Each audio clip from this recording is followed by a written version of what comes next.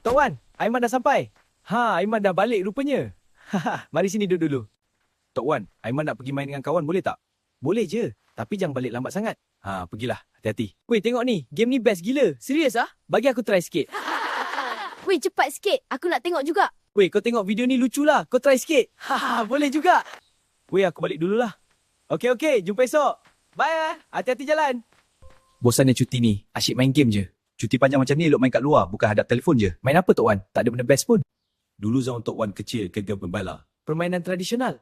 Congkak, gali tersuman banyak lagi. Ini congkak, kena pandai kira dan fikir strategi. Nampak senang tapi macam mencabar je. Batu seremban pula latih fokus dan tangan. Susah juga rupanya. Kena sabar dan fokus. Ini pula gasing, siapa paling lama berpusing? Wah, padu. Macam Beyblade tapi versi tradisional. Ini wah bulan, cantik dia terbang tinggi. Kenapa sekarang jarang orang main benda macam ni? Sebab makin ramai yang lupa. Permainan tradisional di Malaysia dah wujud sejak zaman dulu lagi. Budak-budak main kat halaman atau kawasan lapang dengan kawan-kawan. Lepas ni Aiman nak belajar semua ni betul-betul. Itulah warisan kita. Kalau bukan kamu yang teruskan, siapa lagi? Betul juga tu Tok Wan.